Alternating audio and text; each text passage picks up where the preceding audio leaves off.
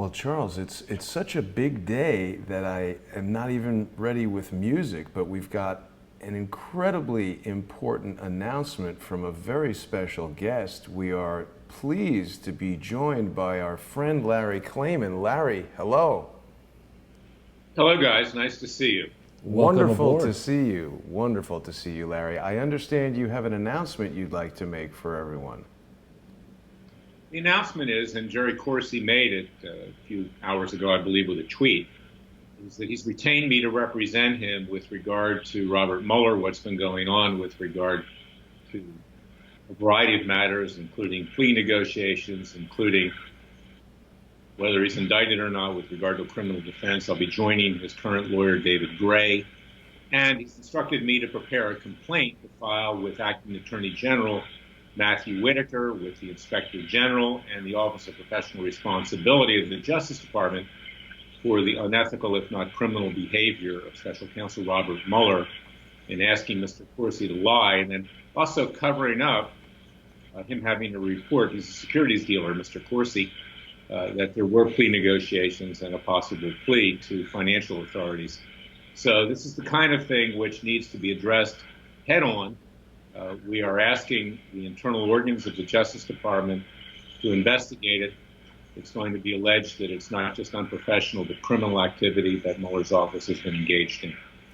And will it go beyond Mueller to touch people like Jeannie Rhee and other members of the staff specifically? I'm not going to get into specifics now because we're just preparing that complaint, but anybody who was involved will be part of that complaint.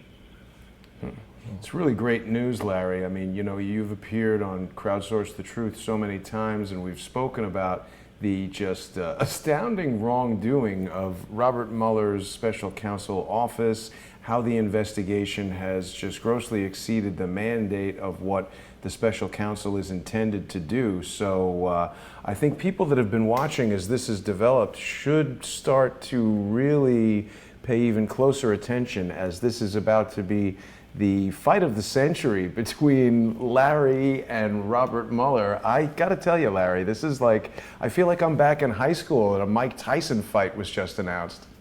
Yeah. Well, except I don't have a lisp. Exactly. But you But the remember, other thing is, guys, is that yeah, it's not just me, it's everybody right now. I mean, you've got Rush Limbaugh, you've got the president himself. Jerry appeared on Tucker Carlson last night. I thought that was a good expose that Tucker did. NBC, CNN. I mean, he's going into the devil's lair. And right now, he's a very brave man. And he's not just standing up for his own rights. He's standing up for the rights of all Americans that believe in equal justice under the law. Can I ask one question, Larry? And I don't mean to delve into the specifics of this particular case, but and I'm not a lawyer.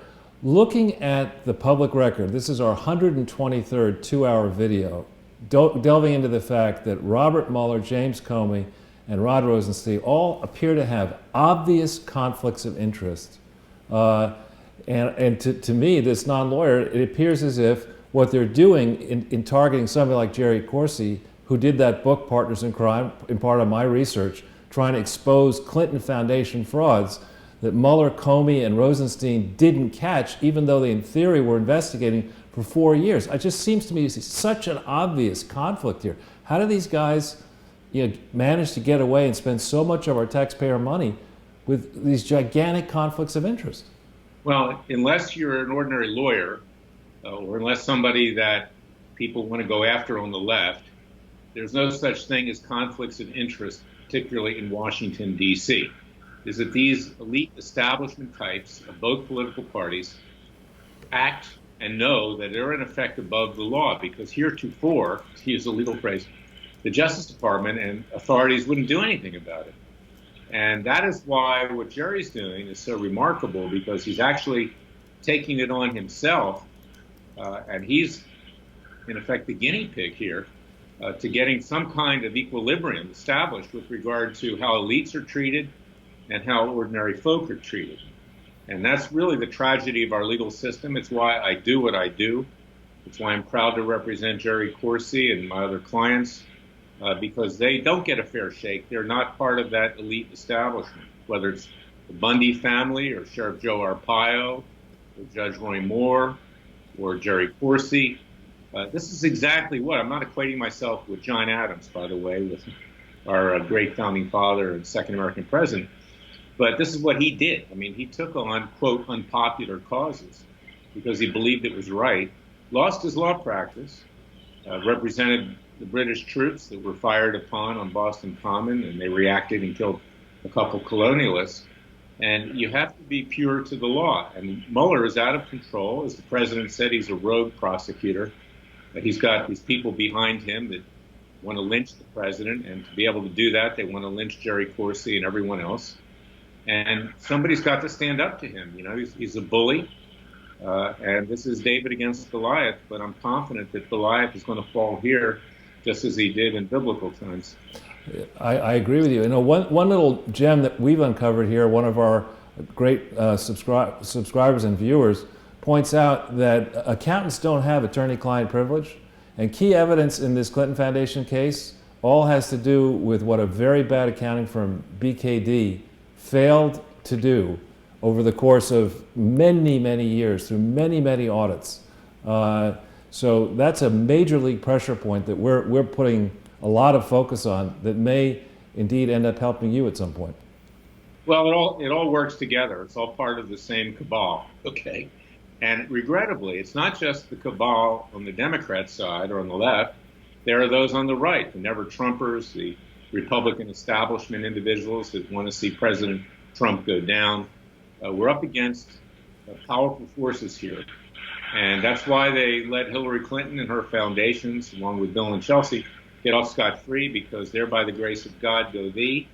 And if you lay off of me, I'll lay off of you. And it's also the way it is on the judicial bench with regard to both Republican and Democrat appointees. They rarely take strong action because they know that they could be next. So that's the world we live in today. It's really a terrible situation. And it's why Thomas Jefferson predicted that we'd have a revolution every other generation. Fortunately, we haven't had that. But I'm trying to avoid it. You're trying to avoid it. We're trying to do what's right. And now Mueller is going to have to contend with an actual defense of what he's done, and he's going to have to answer questions on his own. And he's going to have to come under Justice Department scrutiny, which now is headed by Matthew Whitaker. Now we'll see if the acting Attorney General has the cojones, as we say in Latin. Yeah, right. Latin. It's a legal term, right, Larry? Right. Well, it really does feel like this is shaping up, perhaps, and correct me if I'm wrong, but to be potentially the most significant litigation of your career, maybe of our lives.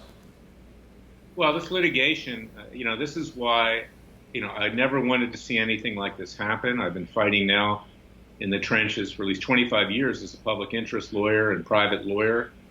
But, it is an opportunity to change the whole dynamic, and it's an opportunity to change the country for the better. So, and Jerry knows that. Yeah. And, he's now putting himself in the line of fire because he believes it's right. Well, what can our viewers do, if anything, to try to help? Well, take a look at, what Jerry issues. He's going to need the financial support for the legal representation. I'm doing this in my private capacity. And, go to anything on the websites. I haven't talked to him about it yet, but I'm sure he's going to need that financial support. He's estimated that, it's going to cost several $100,000 minimum to get through this. So look on the website for that. I don't have the coordinates. I haven't discussed that with him. We've been trying to reach Dr. Corsi. Obviously, we have some clear understanding as to why he's been so preoccupied for the past day or two. But of course, people, Larry, can go to freedomwatchusa.org, and they can certainly support Freedom Watch financially. You've got a lot of information on there about the ongoing cases that you've got, of course, the citizens' grand juries, and all the information that's always up there on Freedom Watch. I know you're very busy preparing for Dr. Corsi's case. Was there anything else that you're able to share with us? I know you can't go into detail. Well, that the American people should take heart that Dr. Corsi, who has been cornered, is fighting his way out right now, and he's doing that for you, the American people. Absolutely. And Larry, you've been a true champion of justice forever. I mean, certainly for as long as I've known you and far longer, you've defended the Bundys, which was another case of just gross prosecutorial misconduct. And from Dr. Corsi's announcement, we can see that that's the general direction that the criminal charges will go, prosecutorial misconduct on the part of Robert Mueller, of course. And, you know, we've been involved over the past several months in examining the special counsel's office and their communications with the press, obviously illegal leaks. I definitely want to thank the people in the crowdsourced community who've been going through those documents.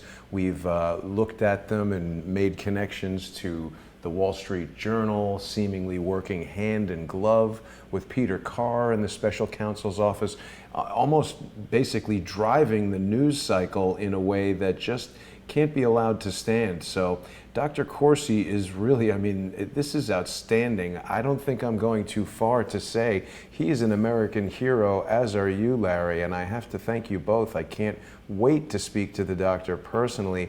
When he refused that plea deal and came out saying that he would rather rot in jail than lie, I just felt like we were seeing the lion Dr. Corsi rear up and finally lash out, and it's just so well played. It's just, it's tantalizing and exciting. I can't wait for this to continue. So best of luck with the case, Larry, and so pleased that you could join us.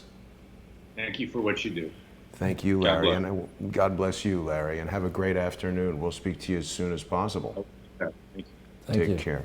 So I definitely want to remind everyone to go to freedomwatchusa.org and sponsor Larry financially. They need the assistance. A lot of the work that Larry is doing is, you know, he's doing it on his own time, and, you know, obviously this is going to be a difficult challenge going up against Robert Mueller's special counsel office. So we want to make sure that Freedom Watch has our support. And that was a really exciting opportunity to have Larry with us there, Charles, and get the inside scoop on exactly what's going on in the forthcoming prosecution against Robert Mueller. Ooh. Right. And I mean, that's actually an example of crowdsource the truth at work, besting the competition. I mean, I got here late.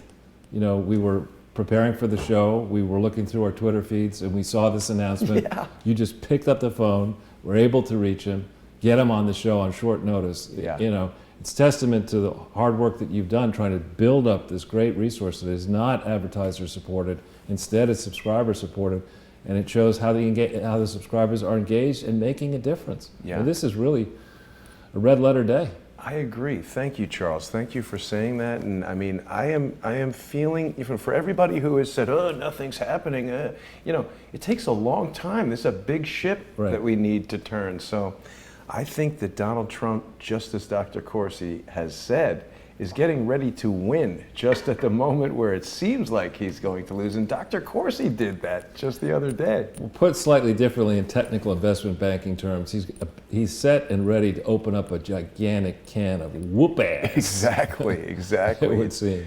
Somebody put that on your Twitter feed the other day, and I, you know, because you're talking about barrels, I said, Charles doesn't deal in canned goods, so you gotta make sure we have all of our details straight. Well, Charles, welcome to another day of closing in, another process that takes time. We're not rushing in, we're closing in, and that takes setting of the stage.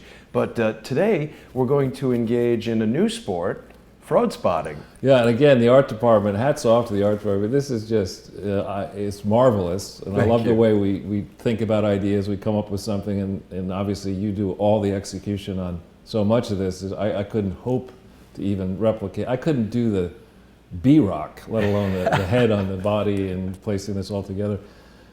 And if you think about each of these characters, you know, you have two characters out of there that actually were president of the United States, each for 8 years. You have a gentleman, or a person, in Rummy,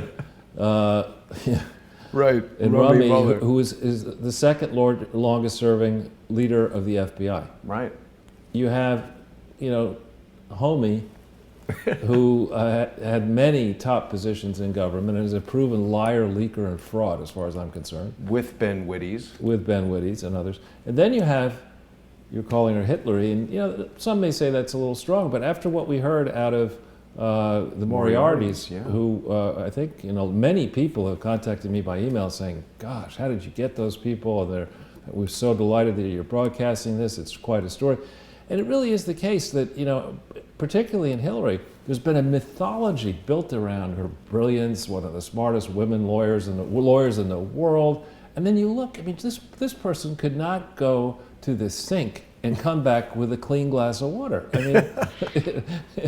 Even if her butler and deputy maid and under chambermaid or whatever and had everything ready for her right there, all she had to do is pick it up. She'd probably break it. And what the hash that she made out of Libya and the hash that she made out of trying to explain what may have happened in Libya is so obviously, transparently false and criminal. And actually to joke, as she did, on the record. What did she say? Well, I don't know if she was aware that cameras were recording, because it's quite clearly before an interview was about to begin, but she's reading a text and she's notified that Gaddafi's been killed, and she says, "We came, we saw, he died, ha ha ha." But there's nothing funny about that. Nothing funny about it. And when you hear the firsthand testimony from James and Joanne Moriarty, how they stood in a hotel and watched U.S. Black Hawk helicopters shoot civilians and murder people in the street.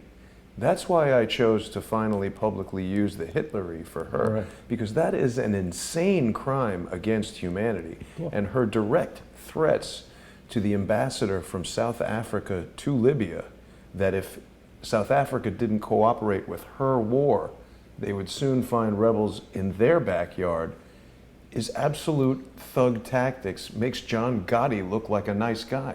Well, but you think about the lectures we get from this constitutional law professor, spelled P-E-R,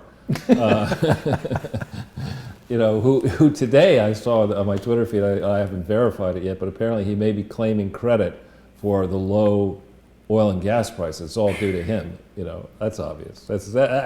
Why didn't I see that? But anyway, how under President Obama did Hillary Clinton acquire the power to conduct wars, literal wars, toppling foreign governments with no congressional oversight, with no inspector general over the State Department?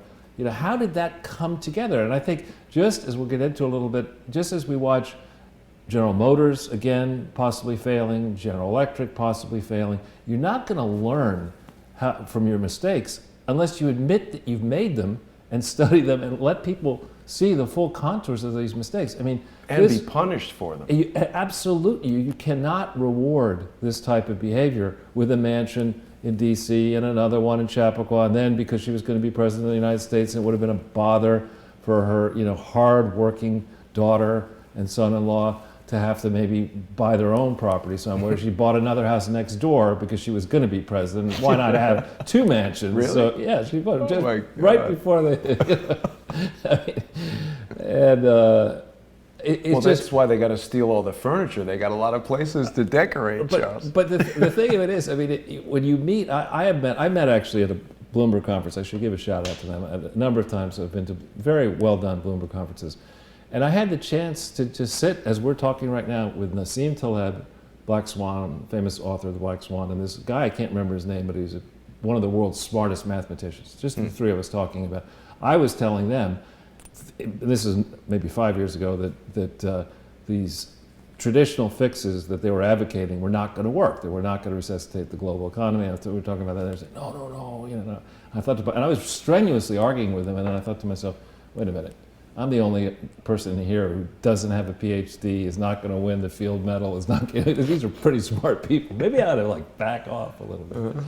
But never back off, Charles. But no, when you think about what could have been, that Hillary Clinton could have been president of the United States, you ought to wake up in the morning.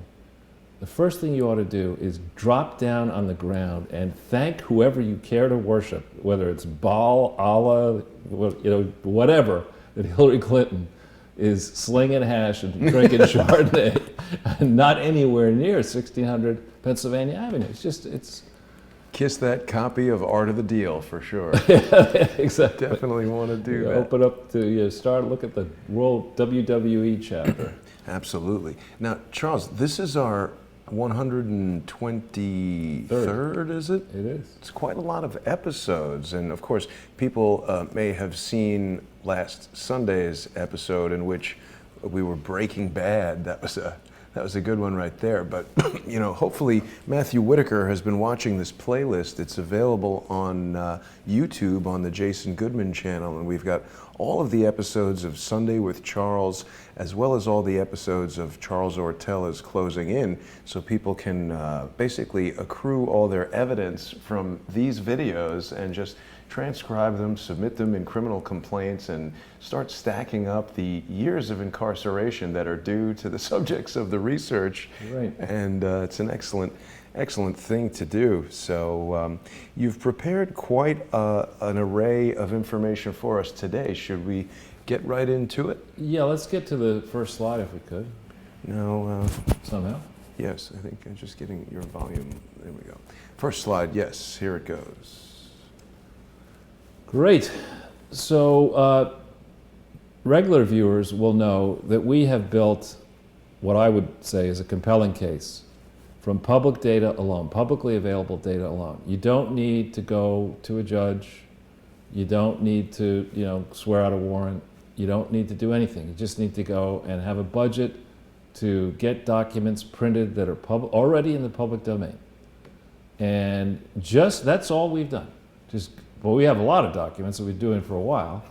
And you mentioned 123 shows. I would say at least 100 of them have slides, maybe more. No, more than that. Maybe 100. Let's just make the math really easy. 100 have slides.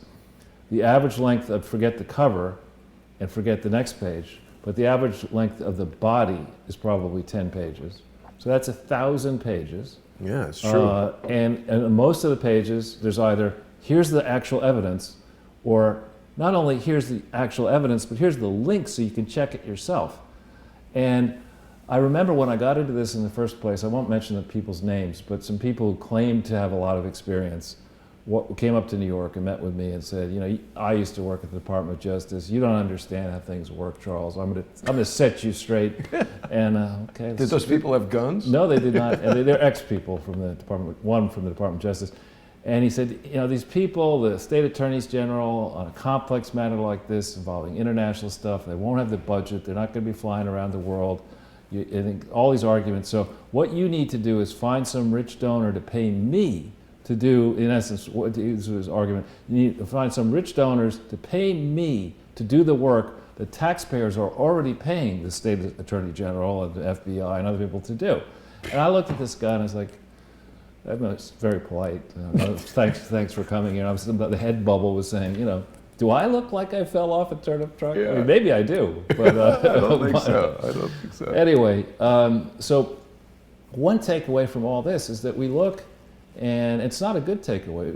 When you look through the extensive amount of information that is available, the so-called national income and product account tables, that tell you exactly how much money government spends in total. And you have to look at it in total, because what the federal government does is they say, all right, state of Arkansas, you've got to spend money to do X, Y, and Z things, but we're not going to give you the money. And then the state that goes and they raise the money. And so you can't just say, well, it's only the federal piece. No, you lump everything together. We spend close to $15 billion a day, as you might say, every freaking day. That's crazy. 15 billion a day, but we can't have 5 billion for the wall, right?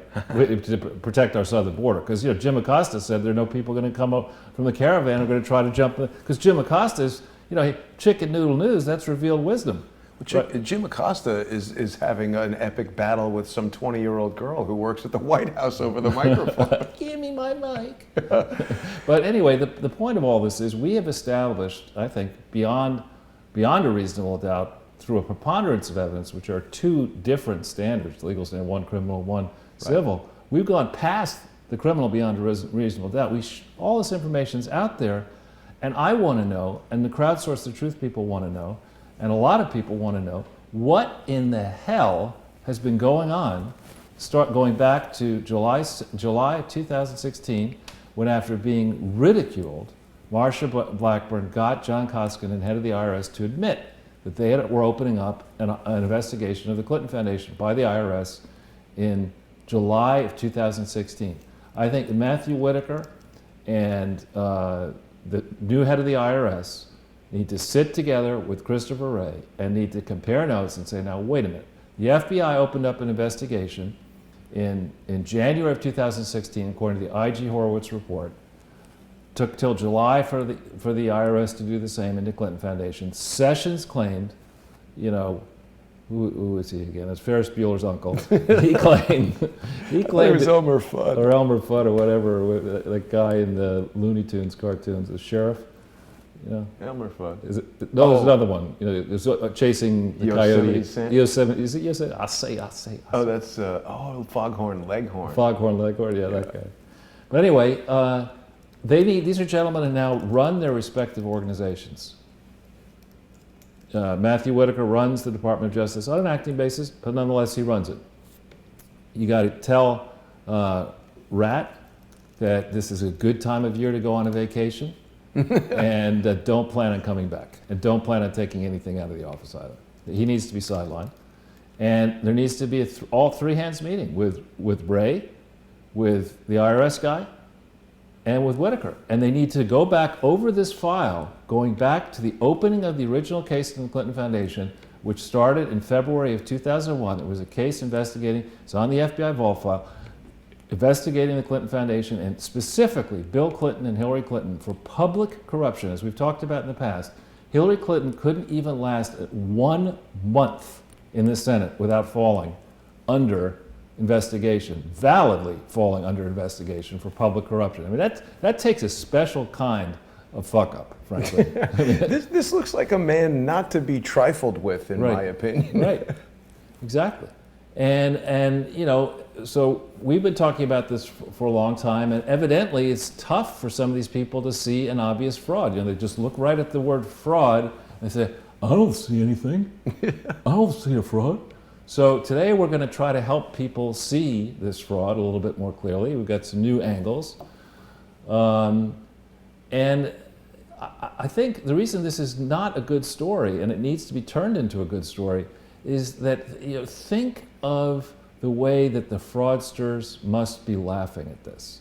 They're seeing in Bill and Hillary and the various people that Bill and Hillary have corrupted, and frankly that Barack Obama and his team has corrupted and the Bushes have corrupted, they're seeing how easy, how cheap it is to buy off what should be powerful parts of the government, and to delay as long as possible any reckoning for their criminal misdeeds. They look at this and they say, you know, they're all into the present value of corruption, right? You take the benefit today, you work as hard as you can to put people off the scent. If you eventually get caught, you know, you come up with excuses. This person died, my dog ate my homework, I got to go over here for this treatment or whatever. And you know you're all going to die anyway, so the last laugh is on we, the American taxpayer. Right. We have to foot the bill. While these people swan around the world, we're going to be talking about Hillary Clinton's hysteria. I mean, there is, I think, I don't know which kind of God it may be, but there definitely is a higher power. When we talk about this, the Toronto event, we have some specifics on that. But anyway, we're at a time for choosing. I think Larry Klayman was absolutely right. He was alluding, I believe, to two things. He was alluding to a quote by John Adams that facts are stubborn things. And basically the quote goes on, we've had it before, it basically says you can't alter the state of facts and evidence. And that obviously was done well before Hillary Clinton was born and Bleach Bit. But I think this is an historic moment. I have to say, you know, I've had good times and bad times with Jerry Corsi. We can get into disagreements, but right now, I think he really deserves our support. I think the prosecutorial overreach is something that frankly Thomas Jefferson actually predicted in the present state history and present state of in the notes on the present state of Virginia, a volume that we've quoted many times. This is a zealous prosecutor who has way overstepped his bounds, and he's so far into trouble that he can't. He's in a place probably psychologically where he feels he can't stop. He's got to produce a scalp. He thought Jerry was the easy scalp, so he went hard for Jerry. Yeah. And now, well, we might as well show that one. This was from when we had the the dump of files that were presented from Robert Mueller's special counsel office. That was, of course, from the show More Pain that people can watch when they become sponsors on patreon.com/crowdsourcethetruth or patreon.com/truepundit and patreon.com/freedomwatch. But of course, we were examining communications between Robert Mueller's special counsel office and members of the press, which Larry has been saying for a long time are criminal leaks. So this is not a matter of making something out of nothing or conducting some kind of witch hunt or going on a fishing expedition where we're looking for a crime. Larry has in his possession evidence of substantial crimes, and this is, you just said it, Charles, this is a historic day, and I think we're on the precipice of something major. Let's hope. Yeah. So if we go into the next slide, I noticed that you have your subscribers are growing. I also noticed that on the playlist, it seems that we're well above 14,000 all of a sudden. So I think more and more people are actually beginning to go back over ground here and noticing the breadth and depth of information that's out there. But just to remind everybody, this may seem a bit like a lecture because we're going through a lot of information, but it's not really meant to be a lecture. It's meant to be food for your thinking and for your action. And what we try to do is distill down a lot of information that some people may not have the same experience level to try to understand, make it understandable, give you the links and tools to think about it yourself, to share it amongst your friends. But really what we're trying to do is to make sure that, we talked about it in more recent broadcasts, Congressman Mark Meadows, chairman of the House Freedom Caucus, has called for a hearing on the 5th of December. We need to make sure that the members of the whole committee and of his subcommittee, we need to make sure that they have their staff read as much of this stuff as possible so that they're well grounded for the hearing. My understanding is the hearing is going to delve into the present state of charity fraud laws. So I wonder if Robert David Steele will attend. as a subject, I don't know. So is to go into the nature of what are the charity fraud laws, why are they important, what happens when you break them, then to understand what evidence have the various organs that should have been looking at this, what have they reviewed, what have they done, how come has a grand jury been called, have warrants been sent out? Who's been doing the analysis? Have experts been called in? Who have you talked to? I can tell you one person they haven't talked to. That's me. So it's obvious that if you wanted to know something about the Clinton Foundation frauds, you wouldn't contact me because I don't know anything. They don't like evidence, Charles. They have a particular aversion to evidence. But I can say that representatives or people close to foreign governments have definitely contacted me and are interested. That's and good. are wondering, we go around the world preaching that, we understand law and order better than ever. We have the grossest domestic product, or whatever the biggest. That's for sure. Domestic product. We spend the most amount of money on government. We like to lecture people about how they should run their countries and whether there should be a Brexit or not a Brexit and this and that. But somehow, when it comes to the largest unprosecuted charity fraud in the history of mankind, involving three dynastic political families and potentially 4 of the most 5 recent presidents, we decide, that's not something we need to really look at. I mean, that's not something that we say. I mean, come on. I mean, you become a former president of the United States, you go higher than a king. That's the way it works. You get, whatever you want, you get. Book deals, business deals, speaking fees, whatever you want. And if you ever do anything halfway wrong, you don't get punished for it. I mean, that is not what I think most Americans have signed up for here. And I really think it is past time for the full contours of this fraud and this criminal conspiracy and this obstruction and perversion of justice to be made known. Now, Charles, I think we've mentioned this before, but to what extent do you think that this talk, or whispering even, of a Hillary Clinton 2020 run is a preemptive move to sort of end run around any prosecution against her so they can say, oh, that's just, trying to prevent a political rival from running? Well, how do I put this? We've talked about the guy that I think this was before your adult time in Manhattan, or where you would regularly spend a lot of time in Manhattan, there used to be a guy who would stand in the median in Park Avenue right above like 46th, 47th Street, and he would had a big Bible, and he had, Dressed like Jesus. dressed like Jesus, I've and he'd seen be the guy. yelling and I've seen screaming that guy. at the top of his lungs. And I had an office for a number of years right near there, and I would come in the morning, he'd be yelling and screaming, like leave in the afternoon, yelling and screaming.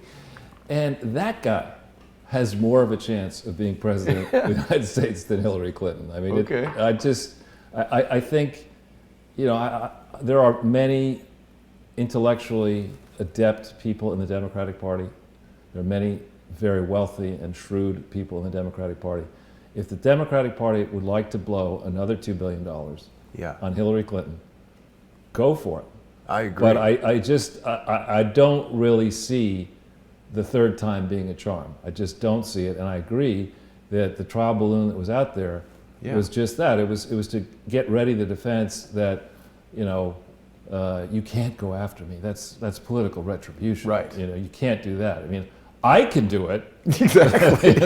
I mean, I can go buy the file from a Never Trumper group, and I can then pump in a whole bunch more Democratic money, and I can, wind up the FBI and the CIA and the GCHQ and MI6, and I can invent a trumped-up story about Donald Trump as a political candidate against you. That's because that's the way things work. Lake Toss, That's same what happened. That's what happened. Exactly. So, anyway, what we're trying to do is engage members of our audience, and thanks to you, Jason, and with all the other shows you do, the audience seems to be building nicely.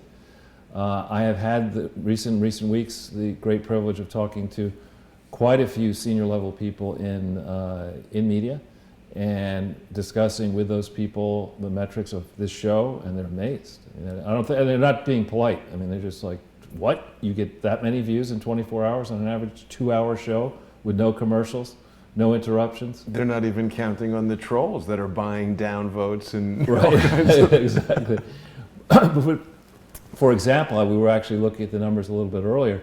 The show that we did on Sunday, which was quite long, 2 hours and 41 minutes, that show, as last count on the main channel, I think had almost 14,000. And then on Crowdsource 2, it had, and you're up to 15.6 all in. 14,000, and in Crowdsource 2, I think it had 2,600. We had 14.6. Yeah. So I mean, that's very, very good, I think. Yeah. And I also had the privilege, I won't reveal the name, but I had the privilege of speaking to a Fox News contributor who actually runs a charity. And he Better be careful. Well, he's a very honest person, and he was shocked when I said to this person, I said, what do you think would happen to you if you were running for president and you didn't tell the public that you took a public charity and you illegally converted it into a vehicle where only your own family could control a public charity? It's strictly forbidden. You're not allowed to do that. What do you think would happen to you? And the guy was like, I'd be in jail. Yeah. He immediately got it. Of course. Yet that's the essence of what the Clintons did. Yeah. Well, they love doing stuff like that. That's the image I was looking for there, Charles. This is what would happen to you if you did that. That's their strategy session. This is Hillary watching Larry Klayman's Justice League from the TV room at the federal penitentiary. Right. Soon she'll be there. Anyway. Good. So if we could go to the first slide, speaking of Hillary. We've got a nice body of imagery built up now. Well, this is really this American thinker link here. I mean, I'm going to harsh on her a little bit here. I mean, Mrs. Clinton. Yeah, because let's think about that's what the show is about. How many ways this is an epic fail. I mean, Hillary Clinton was going to be our president of the United States. So the bright bulbs around her, the best and the brightest, so you can be sure, are working with her, right?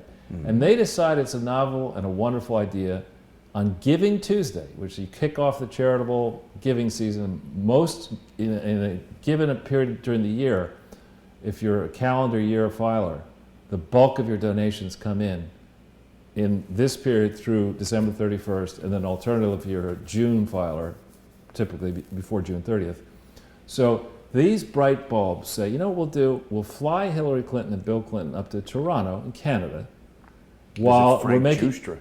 while we're making appeals for money for the Clinton Foundation, we're going to try to fill up a stadium in Canada. And ticket prices began, the lowest price was $53.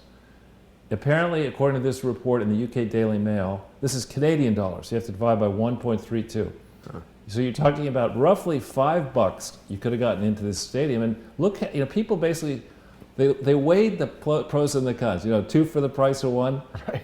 It said, let's see, I get $5, 2 for the price of one Clinton, $5, 2 for the price of one McDonald's. I'll take the McDonald's. Well, hopefully most people, Charles, were saving that $5 to become sponsors on That's true. patreon.com look at this. crowdsource the truth. You have the former president of the United States. You have somebody who was, who won the presidency fair and square in her mind in the alternative universe.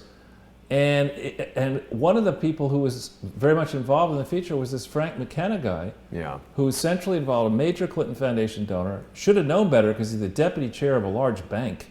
Yeah. The donations of that bank to the Clinton Foundation were wholly illegal, paid speaking fees to the Clintons.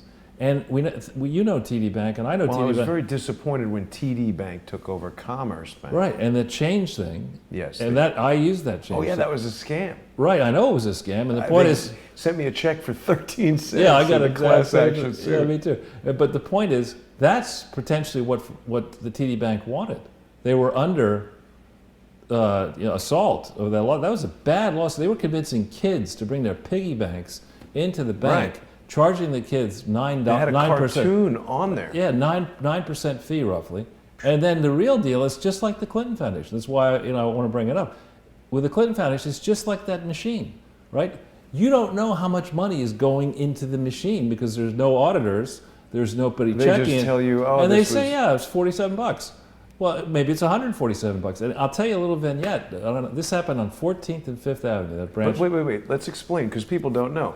Commerce Bank and TD Bank had this machine called the Penny Arcade, where they had a cartoon character named Penny, who was it was talking when you were in the bank. You could hear it. It was like a bug zapper for children, and you put change in Right. it, it spins it around and counts it up. It gives you a receipt, and you go and get your money. Right, exactly. And you say up front you're going to pay, I think it was a 9% fee for that, which seems reasonable actually. No, because it's heavy. You got a lot of stuff to pack up and do. Anyway, and store it and transport and whatever. So my first clue that something was amiss is when I knew I had a lot of change, because I would do it like every 2 months or whatever. A tremendous amount of change. It took me a long time to go. Did you have hope as well? I did. No, I did not have hope. That's the problem right there. So I go through the exercise, and up comes a slip saying like $25, and it should have been like $125 or some large number. So I say, wait a minute, this isn't right. And I get somebody, and oh, that's okay, just hit the machine. And I said, what do you mean hit the machine? So we hit the machine, and it started counting out more change. Whoa. And then I said, well, this is just not right. And, and they said, oh, well, yeah, there's a problem. Maybe there's a problem with the bag. So It's they a bag problem, So they Charles. take the bag out, and then they put in a new bag, and more change is counted. And I said, whoa! I mean, come on now, guys, this is not right. There's something wrong here. And then we had a nice discussion and whatever. They tried to make me feel happy. And I had at that time a bag of keys that was, a key ring that had a lot of keys on it. Uh-huh. And the manager had come over and had dropped this keys there. And so I picked up my stuff, and I picked up the manager's keys, and I went home. Then I realized, by accident, I thought it was my keys. Just going back and open the vault. Right, you think about it. That gives you a sense of the security. This TD Bank, Wow. It's just like the Clinton Foundation. Toronto Dominion Bank. Right, and through acquisition, it got very big, and then it's paying off the Clintons. You begin to see why maybe they might have wanted to pay off the Clintons. Maybe they felt that Hillary Clinton had the ability to intercede in that particular matter involving Penny Arcade or other matters. But to keep going through this, they booked the stadium. Now, I've never booked a stadium, but I don't think you wake up in the morning and say, you know what, I'll book Scotia Stadium in Toronto on Wednesday and we'll have a thing. I think you probably have to go through a process. Yeah. So some idiot had to schedule the Clintons to be in Toronto on Giving Tuesday, knowing that they control their own foundation and are going to be asking for a lot of money inside the U.S. on the internet, to schedule them an opportunity to rip off the public with a ridiculous speaking tour with the sole purpose to make this is inurement. They're selling, to this public. The reason you would buy a ticket is so you could hear about the great work that they've done in their public service, including with the foundation. So they are deriving a personal benefit. Maybe it's not so substantial because so few people showed up. Right. I mean, 16% of the stadium decided to show up. That's Not good. This. Not good. And you contrast this with, if Donald Trump went to Toronto, to that stadium, to convince... Full. Yeah, exactly. There'd be people from Quebec, there'd be people from Alberta, there'd be people from the Buffalo. Nanook of the North would probably come down on a sled. There'd be people waiting outside in the cold. And this is the best you could do. And so you see a story like this. This is just bad planning. Somebody should have told the Clintons, no, on Giving Tuesday, you are not going to go make yourself another couple $300,000. They're doing the same thing in Montreal. Yeah. I think like tomorrow or today or something. Oh, really? Yeah. Well, let's see how many people. Maybe it'll, instead of 3,300, maybe it'll just be 33. But I tell you, Charles, I do keep coming back to that number conspicuously shows up that it's 3,300 people that they're telling us that. I mean, that just, it doesn't say 3,290, it doesn't say 3,400, it's 3,300. This is the same number, 33,000 emails. I come back to this not because I put any significance on numerology. I just feel like this 33 is inserted into stories in such a way that it's a marker for someone. It's like steganography, encoding a message in plain sight. I don't know what it means, but somebody does. Well, it must mean I'm a loser in this case. This story, and it was written by the great Thomas Lifton, who runs American Thinker. And I'm not saying he inserted the 33. No. He's a very smart. That's released by the Clintons, that official number. Yeah, official, right? Right. So, in the small world department, obviously we did not plan this, but if you hit the second link, this is my appearance briefly, only half an hour this morning, at 1 o'clock today. We got into the fact that all of a sudden and all at once, interest is building in what the heck is going on at GE, and now with this decision by the inept manager at GM to having benefited from the massive support, federal government and state government support, and I think even Canadian government support, they decided to basically thumb their nose at the American taxpayer, and Donald Trump is all hepped up about that. In addition, we have this looming Meadows hearing coming together, and here's yet another moment, half an hour with the great Utrice Lead. Notice, for those of you who can't see this, it does not say conservative radio network. It says progressive radio network. And I think there's a lot of just bold proof of the fact that the Clinton charity fraud and fraud in general is a topic that progressives care deeply about, conservatives care deeply, non-aligned people care about. And that's why it's such an honor to spend time with Utrice. And it's probably her 50th or 60th show I've done with her, or more than that. And she has got a fresh perspective. We don't agree on many things having to do with economic matters, but she's a wonderful person, a longtime veteran. She used to be the station manager at WBAI, which is a pretty hard left operation. And that shows that it is possible, if you have a topic that should be a topic that's solved, a problem that should be solved, it is possible to have a dialogue. We're having a dialogue, proof positive of it. Meanwhile, on the other hand, we do have, this is pretty funny. This was something that did not come,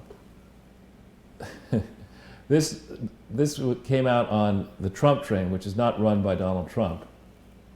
But this thing was retweeted, how do you say it? Retweeted. Retweeted, yeah, not retreated. That's what Hillary likes to do. But anyway, look at the number of people who are in behind bars here. I mean, this is something else. Well, look at the number of people who are liking it and retweeting it. It's quite a lot. Yeah. But, and I honestly think, remember people were saying to the president, President-elect, you've got to get off Twitter, you can't use Twitter. I mean, how wrong is that? Yeah. And honestly, I think these people, each one of these people, believed that they would never be punished if they were caught, that they had bought an exemption from vulnerability to prosecution, and therefore they took bigger and bigger risks breaking bigger and bigger laws. Well, I sincerely hope each of them tonight has a nightmare that features the great Larry Klayman, because he's coming to basically crap on their parade, which will be an excellent, excellent day of reckoning for so many. Yeah. So if we could, yeah. Then if we look into his own account. Whoops, was that not it? No, it's this one. Let's see. Is it that one? Oh, this is a different one. We can go into this a little bit. This I noticed. This is too long to go over at this point. It is, I think it's like 47 posts or something. It's very, very long. Wow. Filled with details, filled with links. Goes into a lot of what we've been talking about. I feel like Buster Hyde can't possibly be the There's his guy's real picture. name. I mean, it may not be him. A preacher's kid, a Marine. Is Buster Hyde, that's his name? U.S. Marine Corps retired, is what it says. It seems like a nickname to me, Charles. We'll see. Yeah, probably. But anyway, people can go through this at their leisure. We won't try to do it now, Jason, because it's so long. Sure. But it talks a lot about, we'll just stop here for a second if you don't mind, about Comey as a board member of HSBC. And when people see that, you have to remember one of the things that Jerry Corsi did is he exposed the massive corruption in the HSBC, in particular the Geneva office, where Jeffrey Epstein had an account, and many other Americans had accounts who shouldn't have had accounts. And in addition, fake accounts that HSBC was using to laundering money. Jerry exposed that. That's crazy, and that's still an active bank. I mean, it's like a huge criminal operation. Yeah. And now here Trump is I mean, evidently, I used to do more watching of the Fox News. I like the opinion shows, but and you hear these pundits natter on about Donald Trump can't do anything. It would be obstruction of justice. I mean, I don't think that that's the way it's meant to work. I don't think if John Gotti became the Attorney General and started going after Donald Trump's family, that the President of the United States could say, no, Gotti, you're not the Attorney General. I don't think if John Gotti became the Attorney General, he'd be nearly as effective as Rod Rosenstein at achieving crimes, that is. But so in the last little while, really starting, I would say, with the Sunday tweet about the Clinton Foundation, and then beginning Monday morning this week with, I think there were 2 tweets on Monday, and Tuesday there were at least 3 or 4. I don't know how many there are today. But Donald Trump is certainly standing up and speaking his mind, and I say that's great. Yes. Then, let's see. This was interesting, this story here about Manafort. Yeah. I mean, I saw that. It's funny. Last week, a number of the mainstream people came to me, and NBC printed a story saying that I had gone to London to meet with Assange. I mean, it was like, really now? Yeah. Did I do that when I was sleep flying? Because I haven't been outside the country since June of 2012, with multiple witnesses to corroborate all that, including my passport. And do I have your permission to reveal something that you and I have spoken about privately? oh, it depends what it is. Just, I think, not all, but some of these mainstream outlets that have been contacting you based on the things that have been discussed and the things that you've shared with me, it is my opinion that they were trying to put you in the crosshairs of Robert Mueller's investigation, and that this Guardian story was intended to be Charles Ortel visited Julian Assange. Well, I certainly did not. I have also said the whole time that they're never going to get Charles because he's way too smart and he hasn't done anything wrong. Right, and also this isn't, again, that you would make that statement just is testament to how badly off base the Mueller investigation is all about. In America, I thought it wasn't, you investigate a person until you find a crime. And if you can't find one, you make one. Yeah, that's not the way it's supposed to work. I mean, maybe something happened and you learn it's different in law school, which I didn't go to, but that's not the way it's supposed to. You're innocent until proven guilty. Yeah. Or until you meet Robert Mueller. Yeah. Well, I mean, Robert Mueller is innocent until proven guilty, but I think he's crossed a line here, and he's crossed a line he's going to regret having crossed. The notion that you would have Jeannie Rhee, if that's her name, who represented the Clinton Foundation through this diabolical attempted defense against massive fraud and hasn't gotten to the intensity it should get, that person would be even on the Mueller team, let alone questioning Jerry Corsi, who, you know, played a hand in exposing the Clinton Foundation fraud is ridiculous. Obviously, she has a conflict of interest. Obviously, she needs to be, yeah, I think that's, I've never seen her, but I think could be that's her. Rhee. Yeah. It's just ridiculous. So, and this story came out very quickly, and somebody did make an excellent point that you think that anybody might be watching the Ecuadorian embassy at all to see whether there are people going in and out of. Well, and I mean, London, I believe, is the most surveillance camera filled city in the world, if I'm not mistaken. So, like, that was such a ridiculous reach, not to mention, you know, when Dr. Corsi announced that he was rejecting the plea deal, and he said right away that he was going to seek charges against Mueller, you didn't see Robert Mueller issue a press conference or a statement saying, now, wait a minute, this isn't right for this reason, that reason, and the other reason. They just come up with this fake story about Paul Manafort, who appears to be the Department of Justice's official punching bag for any time they don't have a problem. They just blame something on Manafort. Well, and another thing, we've talked about this in the past, and I have great affection for the United Kingdom. It's, of the various countries I've been to the most, it's probably number one. And like America, there are good and bad people in the UK, but you're seriously going to now take out of the playbook yet another, you know, phony story with no evidence involving the UK and possibly UK security services, and then you're going to have John Brennan issue a tweet, you know, it's the same old playbook. It's like, do they really think that nobody's going to sit back and say, no, wait a minute, is there a common thread here? Let's think, you know. GCHQ, MI6, cooperating with Brennan. What was this all about? Trump was a threat if Brexit went forward. They didn't like that at all. Sure. So, you know, they wanted to do what they could to make sure the UK, these are UK elements, to make sure that Trump, A, wasn't president, and then when he was elected, B, that he wasn't effective.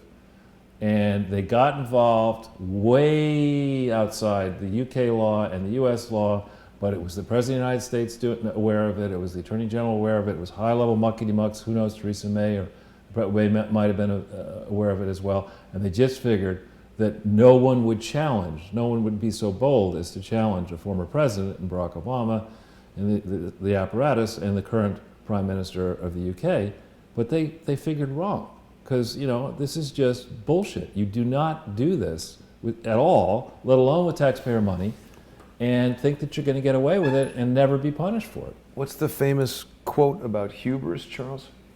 We'll have to Google it. There are many, but yeah, it's not good. It's not good. Yeah. So I did put up the real Donald. I thought I did that. Let's go to his Trump, his thing. And, you know, after the folks at Twitter, it'll really hurt them to even consider what I'm about to say. After they you know, get down on their hands and knees and kiss art of the deal, you know, and thank Donald Trump for beating Hillary Clinton, they should then go and say, you know, this Trump is doing great stuff for Twitter.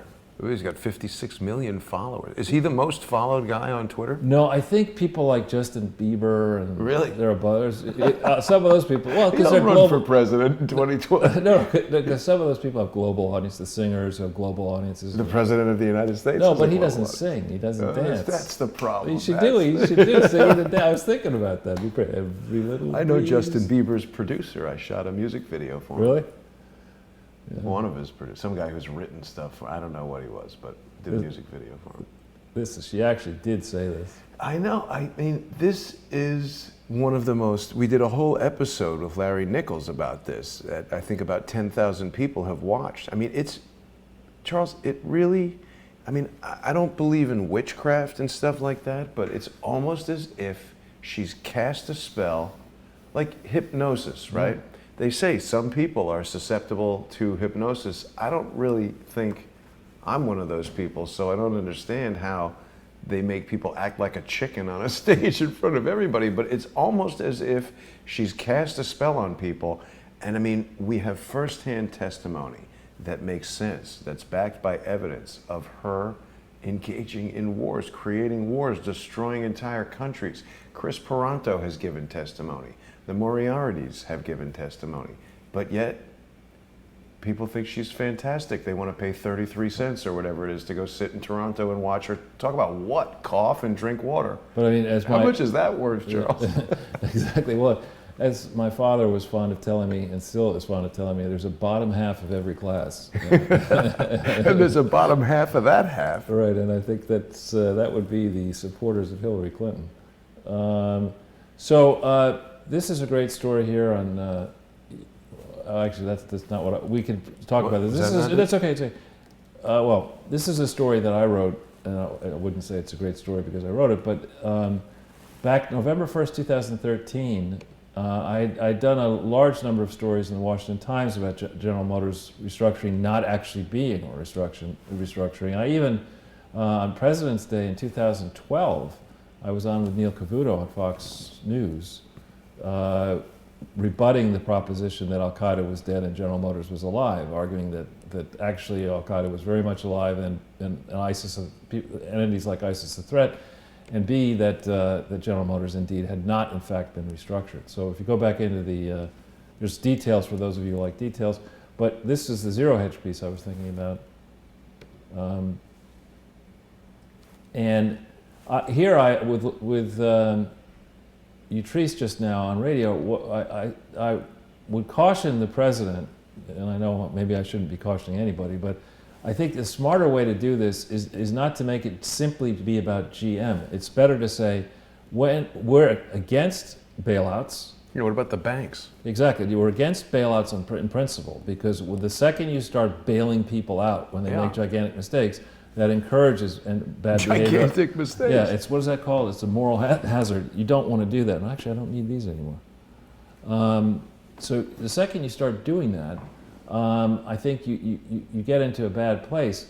But if the point here, and there is a valid point, that once you befoul yourself by taking state aid to remedy mistakes, I think a condition precedent to getting any aid, if it ever happens again, is that the entire management team, the accounting firm, the board of directors all need to be summarily fired.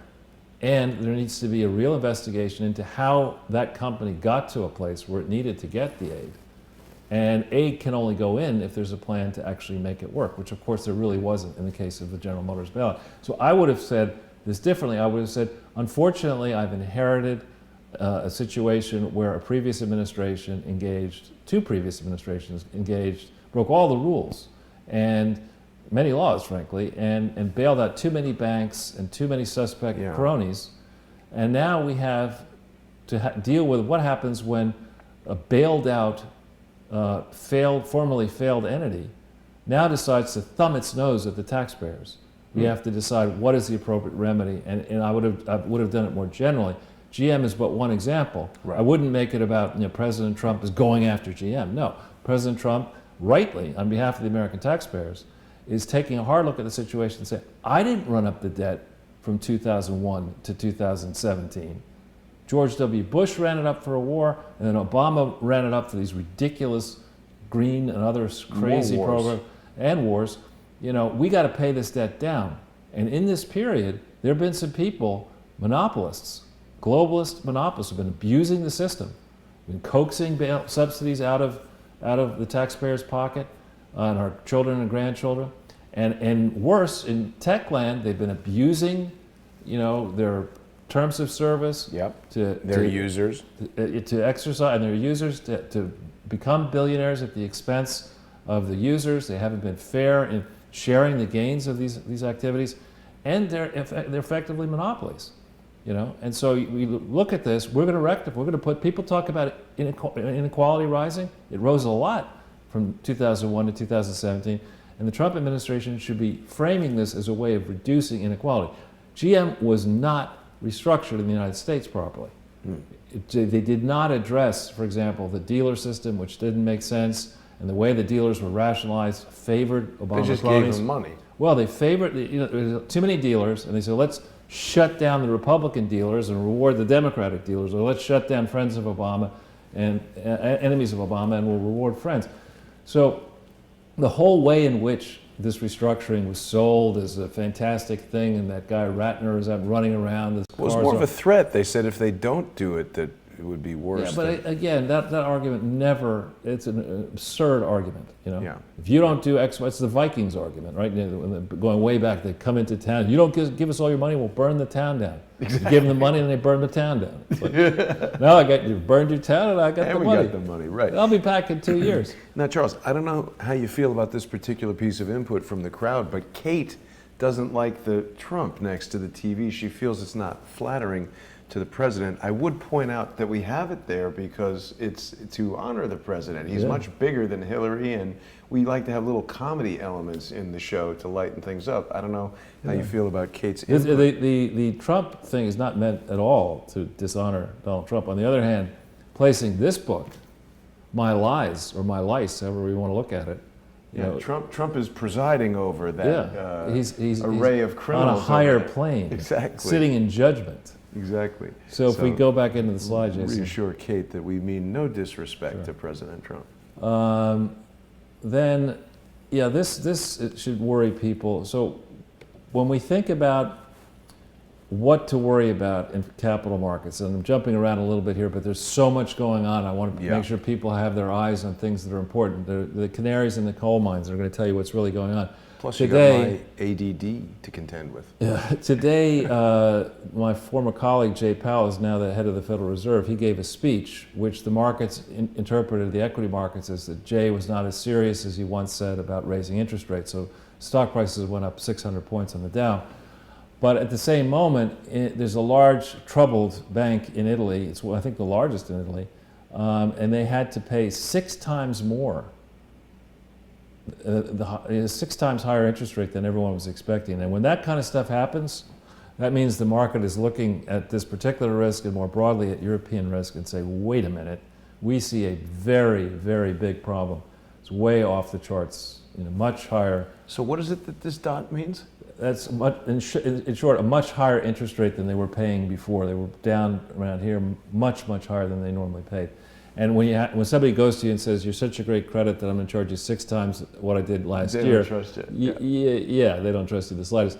And going back to, Jay actually made a very good set of points. He didn't do it this way, but inside this country, we have such a big country and so many large banks that are able to fund their operations in part through your checking account, that we don't have the same type of liquidity problem that a Unicredit would have in Italy, that decided from an Italian base, small population, falling population, they were going to try to challenge JP Morgan. Or you can't do that. And the way they balloon their balance sheet to try to be big is they go into what's called the broker deposit market, and they go and they'll say to some schmuck in Germany, you know, why don't you put your CD in my bank and I'll give you a little bit extra money, higher interest rate. And you're basically taking more and more risk. There's a structural problem with these banks. They're not big enough to compete with our large internal banks, yet they try to. And in order to pay these higher interest rates, what they do is they say, well, the way we're going to do that, because this really works well, is we're not going to go for safe investments that have low interest rates. We're going to go to the risky stuff in like India and China or whatever. So we're going to chase and embrace risk. And that's the way we're going to pay off our high cost. You know, so you get into the spiral. Risky. Well, you get into the spiral of idiocy, and that's really what a number of companies nearly sank the global economy in 7, 8, 9. But it was chiefly, I believe, the European operations of many of these companies that were the biggest problems for precisely the reasons I just explained. And this is a very worrying sign that we're seeing. I'd be watching the credit markets very carefully. They don't report, you know, on CNBC and the talking heads who cover business. They don't really focus as much as they should on the telltale signs you can see in the debt markets and the way debt trades that tells you that there's trouble coming. And this tells you there's big trouble coming in Italy. Well, what in Italy? Yeah. So what is that going to, I mean, our viewers, what will they, I guess it's too much to go into to discuss that. Yeah, it's just when we're asking, you know, when people are wondering, you can always worry about something, right? But when you're asking yourself, is the financial system safe? Has it been fixed? The U.S. market is in decent shape. Europe, not so much. The other thing that happened really almost minutes before we came on air is this Miami Herald piece, which is extremely important. It just came out.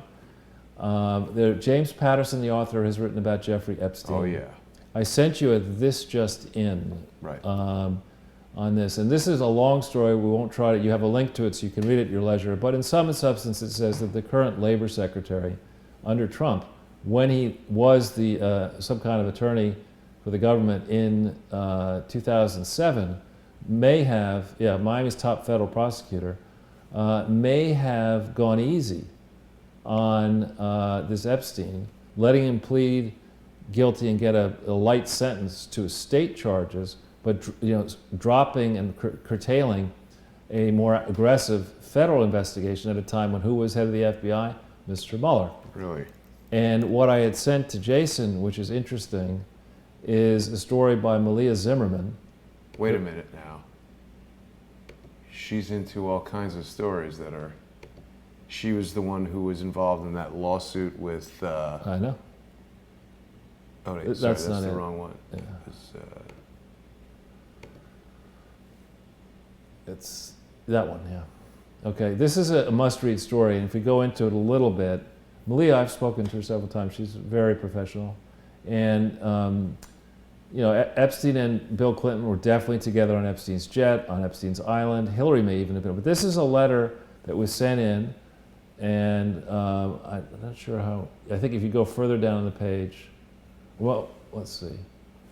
It says here, Mr. Epstein was part of the original group that conceived the Clinton Global Initiative. Now that's like, I invented smallpox. I was the guy who came up with the idea of putting smallpox in these blankets and selling them to the Indians. I mean, Oh my God. this is not something to brag about, but yet, July 6, 2007, this is a letter that went in connection with the sentencing. Remember, what was happening in 2007? We have Hillary Clinton was the presumptive front runner to be the President of the United States. She'd announced in January 20th, 2007. The Clinton HIV/AIDS initiative had blown up. Massachusetts was in the process. This guy had been caught. What would have happened had the federal FBI actually chased Epstein aggressively? What would they have gone up the chain and discovered incidences where Bill Clinton was present at sessions involving these underage women and Epstein, or Hillary Clinton, and Dershowitz was representing? So the defendant. Yeah, it was representing. He was actually Dershowitz was. No, he The did not. plaintiff. The plaintiff. Sorry. No. Dershowitz was representing some young, underage girls who were seeking, who were trying to make sure that Epstein was sentenced aggressively. Right. And there are allegations, unproven, that he didn't do his job. And Dershowitz was also on this island as well. So, I mean, there's a lot. Conflict of interest. Well, Charles? I don't know if it's conflict of interest, but I put this up and say it's important for a number of reasons. How did Acosta get to be the labor secretary with this involvement? Obviously, they didn't do enough diligence here. What does Mueller have to say about the Epstein investigation? Why wasn't that followed all the way where it needed to go? But I'm saying, if Dershowitz is going to the island, and the island is like Rape Island or whatever, what do they call that? Orgy Island. Orgy Island. And he's now representing the young girls who are alleging that Epstein raped them. And then he puts out a tweet saying, "Oh, Mueller's going to devastate Trump." It's like, what? Why don't you shut up? Yeah, to me, it's just the whole Epstein story. To me, has never made sense. Front to back, it never made sense. But in this corner of it, since I saw the Miami Herald piece, it's going to get a lot of airtime and oxygen and whatever.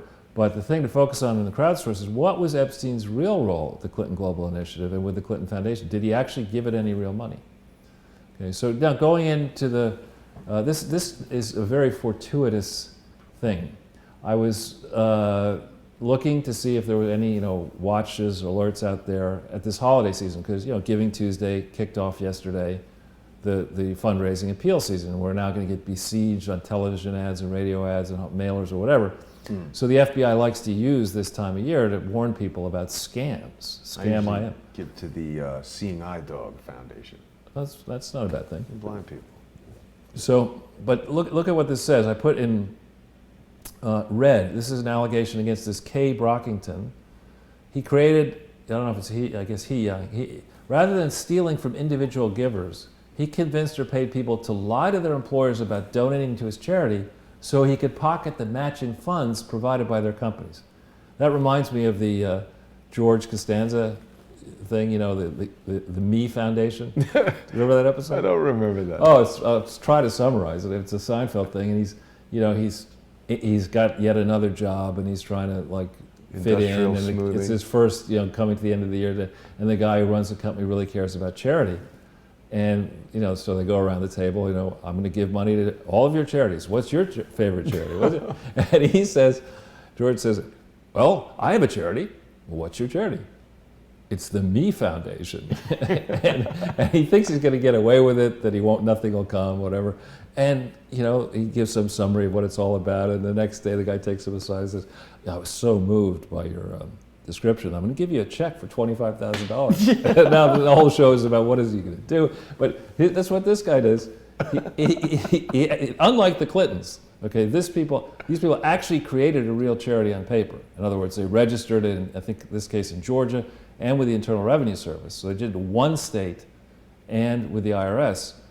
But the Clintons, as we'll show you, as we've shown you all along, they don't bother with doing it. Their approach is to say, we'll have this master charity, and then it will have a mission, a broad overarching mission. That's not the way it works legally. And then within the mission, there'll be initiatives. So we'll create these initiatives everywhere, and people will think they're charities, but they're not. So this guy created something called the Our Genesis Project. Okay? Phil Collins involved in that? And what did he do? He bought expensive clothes, shoes, and jewelry. He took his family to Italy and on several extravagant vacations. That's Does that crazy. sound familiar to you? It doesn't sound like a charity at all. Well, but does it sound familiar to you? Here, Bill Clinton wants to fly around the world in private jets. He convinces people to, lend him his jets, or he has the charity pay for the jets. Chelsea can't fly commercial. She gets jets, presidential suites, whatever. That's, in essence, what these Clintons have done ever since January 2001. They've been flying around the world articulating these visions of how they're going to help the world and give me money and no trustees, no accounting, no nothing. But this little thing, less than $1 million, $668,000, this guy goes to prison for 41 months. Wow. Okay? Ooh, Gives you a that's a long sense time. of the way. This is now the third example. People have said to me, Charles, you don't tell us anything about this. Nobody really enforces these laws. Ask Corinne Brown about that. Ask Steve Stockman about it. Ask this Kai Brockington about that. Right? And then we go to the next page. It continues on this thing. And there's very good... The FBI, look at this, they're not doing their job. They were eventually tipped off by a bank regarding suspicious activity on the charity's account. Let's think about it. How many fake accounts have we identified so far with the Clintons, and how many different... Can't count. The only place where the Clintons are authorized, in my mind, validly with their charity, the main charity, to operate is Little Rock. Right. They shouldn't have accounts in Minnesota and New York and Boston and Bahamas and all around the world. None of those accounts are validly organized. All the foreign accounts... They're not even at real addresses. In Right, most not even places. at the right address. So unlike the Clintons, the Clinton approach is, don't you even dare ask me a question, because I'm not going to, dang, I am a Clinton, I don't have to answer it. This person evidently had a sense of honor. When interviewed, Brockington admitted his scheme. So yeah. And because he pled guilty and made a tax fraud and mail fraud, these are the crimes we've talked about before. There's a litany of crimes. I mean, you could throw the whole, you could spend a lot of time just nailing the Clintons for this federal and that state and this foreign crime. Anyway, this was a quick process. Now it's November. Ferris Bueller's, is it Ferris Bueller's? The other guy. Ferris Mueller's day off? No, the other guy. Forrest Gump's uncle? Forrest Gump's uncle. He, in February, March, says, I got my best man on it. I got this Huber guy on the Clinton Foundation. We've heard nothing about it. But when it comes to Brockington, a bank tips off the FBI. The guy he pleads guilty and made a tax fraud and was sentenced in August to 41 months in federal prison. So Quickie Dicky. You guys, he's in jail. Do we think Huber is doing nothing, Charles? I don't know. We're going to have to find out. I mean, I believe that's one of the purposes of the meeting on December 5th in Washington, D.C. But It's a what are you up to Huber meeting? yeah, exactly. Huberman. Ferris Huber. Yeah. But so here we go. Here's the FBI saying, what you should do, to avoid charity fraud. Okay. Don't do it. Notice this. Be aware of charities with copycat names. Does that apply, do you think, to the Clinton Health Matters Initiative or the Clinton, the William J. Clinton Presidential Foundation, Right. which became without the William J. Clinton Presidential Foundation, which became William J. Clinton Foundation, which then became all these different confusing names and initiatives. Be aware of charities with copycat names. run by the Clintons should be added in here, and former presidents of the United States. So we go to the next page. Pay by credit card. I was going to pay cash to a charity. Right. And this Charity Navigator, I mean, it is a complete joke. Yeah. But notice that on September 13th, 2016, okay, what was going on September 13th, 2016? You were in the quiet period in the campaign. What do you mean the quiet? That 90-day cooling off period or whatever before the actual election. And so the New York Times runs a story about the Donald Trump Foundation, or the Trump Foundation, and this paragon of idiocy, or this depths of idiocy, Charity Navigator, which itself, I think, is probably a fraudulent charity, puts a high concern on the Trump Foundation. That's crazy. And then the friends in the mainstream media, you get the Washington Post writing about it, and look at all these stories in the mainstream organs. Okay, go to the next page. And they continue. This should be the 10th story here, just recently out. And this is the formal warning on the Charity Navigator site for the Trump Foundation as we speak today. But on the other hand, the Clinton fraud. Clinton gets a 4-star rating. That's crazy. It's our highest possible rating. That's crazy. And we look at this, and this is from the Clinton mailer that came out just last Friday, or 2 Fridays ago, I guess, bragging about the fact that they get we get 4 out of 4 stars, Guide Star, another one, platinum rating, Better Business Bureau, credit of the Clinton Foundation, all the BPG's, Better Bureau Standards of Governments, A from the Philanthropy Charity Watch. Here's the 4-star rating. This gives you, I'm going to savage them here, as they should be savaged. I mean, note to Charity Navigator. This is your site, okay? You're giving it a 4-star rating. Let's go to how you really do. Let's start here. Right here, yes, Bill Clinton is the chairman, but Alex Chan is not the chief executive officer of the Clinton Foundation. Is that the guy who likes the London School of Economics? No, Alex Dennis. Alex Chan is the chief executive officer of another subsidiary fraud, the Clinton Health Matters Initiative, which is nothing. It's a joke. Is no legal status at all. And so they can't even get, this is a regulator that takes its job so seriously, they don't even know who the actual CEO of the charity is. You can tell they've really put a lot of time and energy into that one. They made the compass look good. Yeah. So, and it says its mission is, that's not its mission. There's not even close to its mission, its authorized purpose. Yet, have some algorithm that says, if you give the Charity Navigator money over here in a slush fund, we'll give you a 92.4 so you can go around the world and say, oh, but I've got a 4-star rating from Charity Navigator. Now, I would hasten to point out to people who might be thinking I'm banging the wrong type of drum. One of the arguments that people gave to me on GE is Moody's and S&P give it a AAA rating. And there were very few companies actually had AAA ratings back in 2007, 8, 9.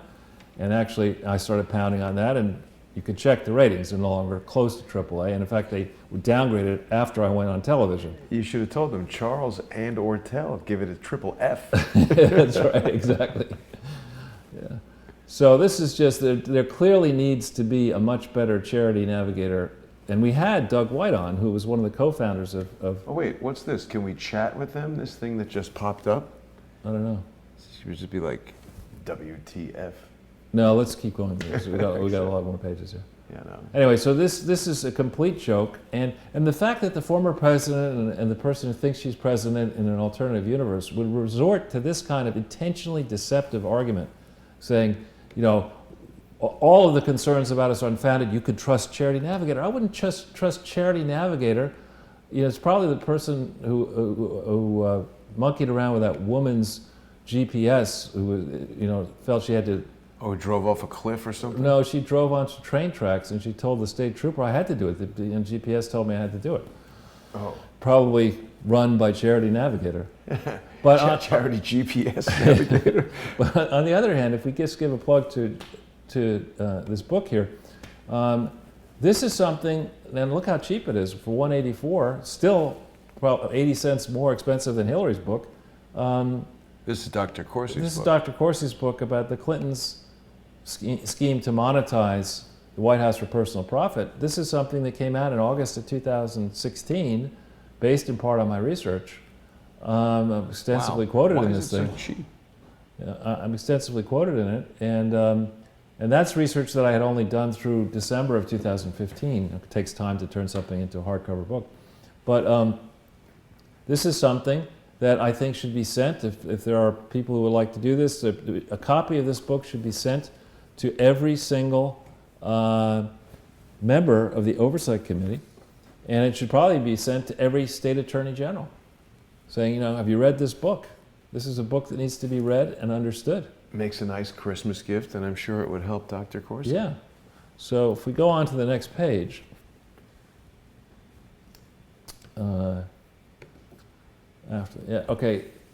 this, believe it or not, everything that you're going to read here is taken word for word from Andrew Kessel's actual LinkedIn account. Okay? And I'm calling him, he calls himself the chief financial officer. I'm calling him the chief fraud officer of the Clinton Foundation.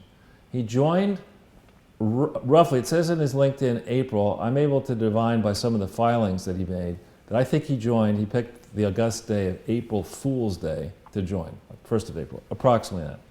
And this is what he says. Andrew has played a leadership role in managing the growth of the foundation as it transitioned, I would insert the word illegally, from being focused on the establishment of the Clinton Presidential Center in Little Rock, Arkansas, to the management and growth of a global foundation engaged in major initiatives spanning over 30 countries and a budget of $200 million that was never authorized by the IRS, any state government, any federal, U.S. portion of the federal government, and any foreign authority. You've added. And he's going to, I added it, took a little editorial license. So the guy graduated from Wharton School in '78. And then after a career of about 20 years on Wall Street, he goes to Little Rock. Why he goes to Little Rock, maybe there's a good reason. Ends up being on Wesley Clark's campaign. And look what he says. His specialties are nonprofit management, not so much. He should be on Wesley Snipes' campaign with all the tax fraud. Financial management, not so much. Risk management, not so much. Securities analysis, give me a freaking break. But IT know-it-all? I don't think so. No. All right, and maybe gave John Podesta the idea for the password. So here it says his responsibilities include all domestic and international operations. None of the international operations of the Clinton Foundation are validly authorized, as is proven in this application down here. We've shown it before. You can look for yourself. He's going to take credit for the accounting function, which until June 9th, 2006, they didn't even make a pretense of trying to comply with mandatory U.S. generally accepted accounting principles. Instead, he must have a great, what is it, Truman the Tiger stuffed animal collection. He's got a tiger in the backyard.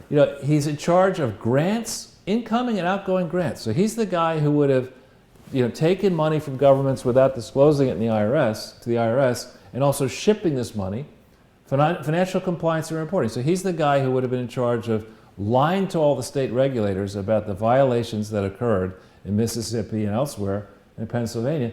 He's the guy who's in charge of these accounts that are not validly registered around the world. And why does it have any foreign exchange and interest rate risk management? It's not supposed to have any international activities. So he's bragging about this. This is him on his LinkedIn page, okay? And this thing was never validly tried to get or got authority to operate outside Little Rock, let alone outside the country. It was only supposed to be inside Little Rock. So and this guy's bragging about it and still there. Okay, if we go to the next page, Bruce Lindsay. Okay, this says that Bruce joined the foundation in 2001 as general counsel and served as CEO from 2003 to 2013. We got a fair amount to go through, so we're not going to pull up these filings, but if people want to pull them up, you'll be able to see that in 2001, 2, 3, the first one, the amended one, and 2004, Bruce Lindsay is not mentioned. You have to mention your significant officers. He's not even mentioned.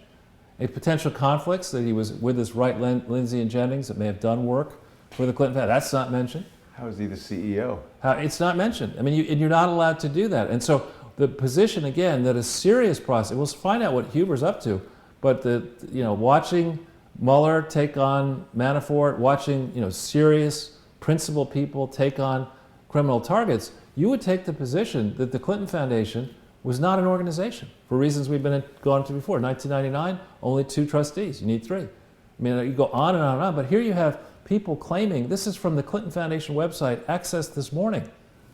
Wow. You know, saying that he joined the foundation in 2001 and served as CEO in 3 and 4. He's nowhere mentioned in 3 and 4. That's brilliant. Right? So he's the chief fixer. Now let's look at Bubba. Okay? Now this is his entry on the Clinton Foundation website. First case, he claims that he's the founder of the Clinton Foundation. He makes the same claim here. He's not on any legal documents. Okay? So he is helping me. Thank you, Bill. Because the test here, the mafia, there's a case involving the mafia that is, I think, on point here, that the people who wrote these original laws were wise to the fact that people like the Clintons would get some schlub, Kessel, to, you know, say, oh yeah, I'd like to be CFO, yeah, I'll be CFO. You know, and insert himself in the center of a fraud, and then they'll be on the side say, I didn't know about that. Right. Andy Kessel did all this stuff. And, Right.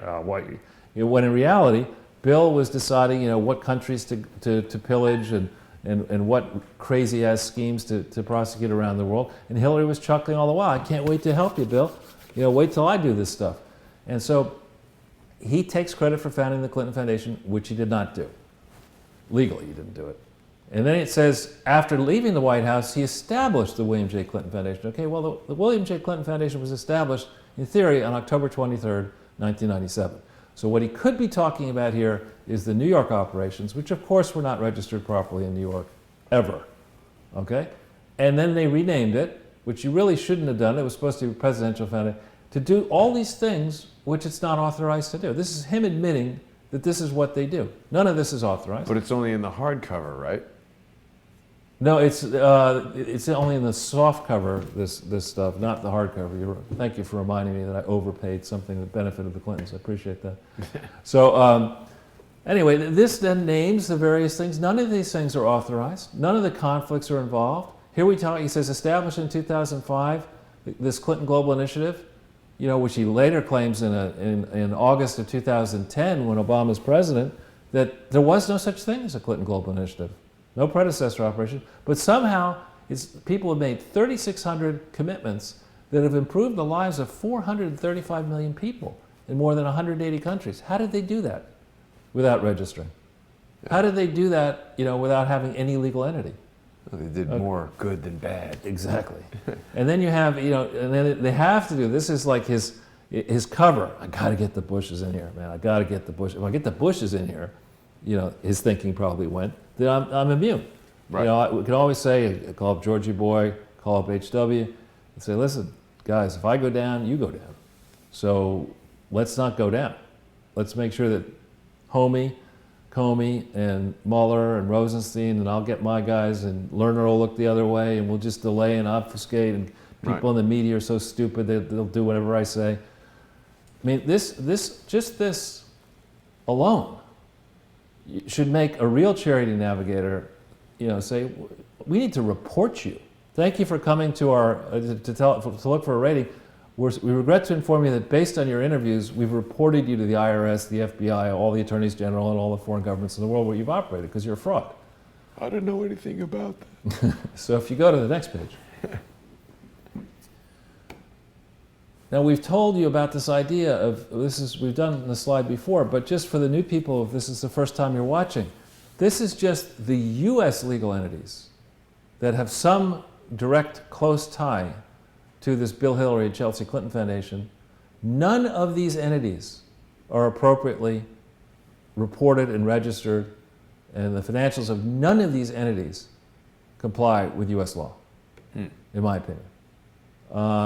And we've been through, you can look at previous shows to see all the reasons why this is a collection of charities in name only, of chinos. May explain why Bill wears khakis all the time.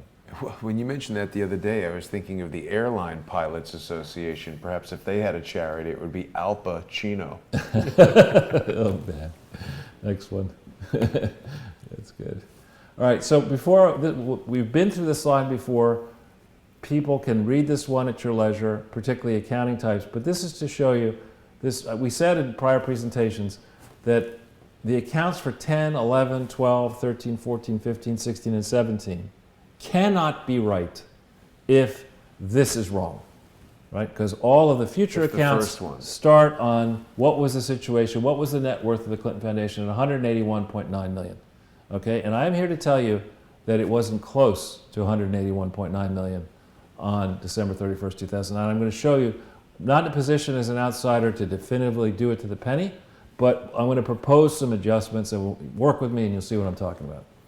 So if we go to the next page. Was it like $33, Charles? No. Whoop, did Next I just page. do 2 by accident? No, go. You just somehow went there and you came back. You did a hop, skip, and a jump. There you go. So we started at 181.9. Right away, you could subtract $40.4 million, which is invented spending that is just completely made up. Okay, that's 22% of the net worth. So we went to this idea, you know, the standard test of whether a problem is material or not material. Is it about 3% to 10% of the starting net worth? But just that one adjustment alone is 22%. So you take that off and you're down to 141.6. The true value of the NARA grant, we're going to show you that in the next slide, is $26 million higher than the $31 million they claimed. So you got to take that off the net worth. Now you're down to 115. Because your grant was higher, you have to give more of an endowment. And so that's this one here, 6.6. There's also an increment owed to NARA for construction in 2005, that's the 5.5. And then when you subtract at the very bottom, the final adjustments, my estimate just for tax liabilities without interest and penalties for 2000, for the beginning until 2009, I come up with tax liability, state tax liabilities of 12.8 million and federal of 64.2 million, which should be shown as liabilities on this balance sheet, bringing the net worth from $181.9 million down to $26.4 million. And this is before I try to get overly aggressive. I mean, wow. I think you can argue that this thing was bankrupt, easily argue that it had no net worth on year-end 2009, which means that all of the transfers out of this bankrupt entity, or you know, quasi-bankrupt entity. Where'd they come from? Well, all the transfers of the Unitate cash over to Chai and transfers of stuff to Clinton Global News, those are all grossly illegal. Those are called fraudulent conveyances. You cannot, out of something that's in bad shape, you can't say, well, I'll give the best assets to Bill Clinton for his life, which Right, they 'cause did. they figure it's already bankrupt. They may as well take all the money out, and then whatever happens to the bankrupt thing, right? You can't do that. Right. I mean, that's one of the most egregious crimes. It's called a fraudulent conveyance. You're not allowed to go in to something that is, you know, about to Collapsing blow at up the, and say, you know what, within this bankrupt estate, what I'll do is I'll create a new subsidiary over here, Clinton Health Access put all Initiative, the funds in that. which has relationships with this sucker donor, Unitate, that's going to give us hundreds of millions of dollars. I'll just take those relationships, put them into a new entity, put Bill in charge as chairman for life of that entity, have a dummy set of trustees and another set of dumb accountants. I mean, it's just a classic case of for fraudulent conveyance. Excuse me, that, you know, it's the kind of thing that an attorney general and a graduate of Yale Law School should have been able to realize, you know, I'm not supposed to do that. But nonetheless, this is, you know, in just what, six quick cuts, this takes 181.9 million of reported net worth down to 26.4. Now, if we had real accountants go in, you have access to the books and records, figure out the true state of the situation back at year-end 2009, as a guess, you would easily get well below. You might get into negative territory. So, just to go quickly, if you go to the next page, this is something for people who want to see how I did this. You start with this Little Rock gross property, you subtract out the false construction estimate, you get the true Little Rock gross property. We've got a slide, I think, that we've done for you in the past where we come up with the actual value of the NARA grant based on the square footage, not the just off out of your backside estimate of how much should have been subtracted. Incidentally, and a wrinkle that I'll reveal now, if you take 36 million off that number, the residual is a number that is very close to the amount they slap on to the balance sheet for supposed temporarily restricted net assets and long-term receivables. I think that's what may have happened. I think that they used the 74.5 percentage and they said, you know what, we're going to subtract that off, but then we're going to add back something else to make it balance. I'm going to work on that a little bit more, but this gets you to the real number of what the gross property would have been at year-end 2005. And then there's an exercise we go through that looks a little bit at capital expenditures and stuff. We're not going to go into that level of detail today because we've laid a lot of detail on you. What this means, though, is when you take this way down like that, that the depreciation charge that should be charged against income is well under the $4 million that they start using in 2006.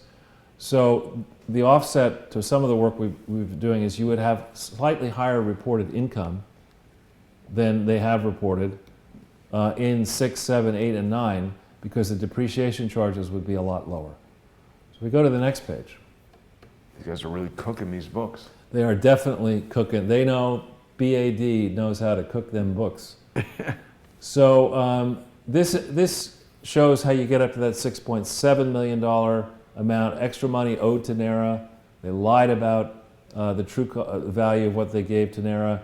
They had to give 20% in theory of the value of whatever went to NARA should have been given to NARA in the form of cash. And lied about that, and there's a more technical thing, we'll do it another time. There's a debate in my mind as to whether the 20% is the right figure in any event, because the size of what ultimately was given to NARA was greater than 70,000 square feet. There are other quirks in the law which say to me, and I'm having people look at it, that maybe the real amount of the endowment that should have been given was even more than this 7.6 plus this 6.7.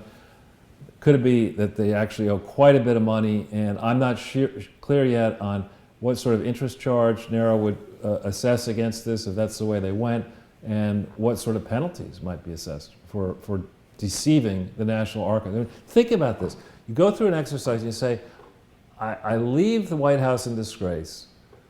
My foundation's immediately under investigation. When I'm going to follow this up for my next trick, what I'm going to do is I'm going to defraud the people of the United States by making sure that only the records that don't make me look bad end up in my presidential library. I'm going to have people in Arkansas call through those records, get rid of as much of incriminating stuff as possible. You know, somehow I have leverage over the Bushes to allow this to happen. Mina. Somehow, yeah, I mean, Mina or somehow, and or Mina. You know, I'm going to make sure that I have a long time, 4 years, to scrub all these records, have Sandy Burglar steal the ones that are incriminating and others, and then just, you know, to add insult to injury, I'm going to make sure that in 2004, as the thing comes together, I'm going to lie about the value, overstate the value.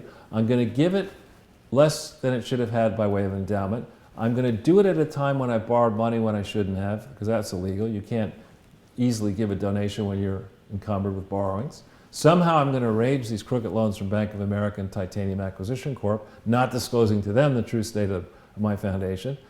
And that's the legacy I want to leave behind to my only daughter, Chelsea, this complex, this scar on Little Rock, you know, a city where I lived, a place where I was governor, I was attorney general, I grew up in Arkansas. That's what I want to do. I want to go out with that kind of bang.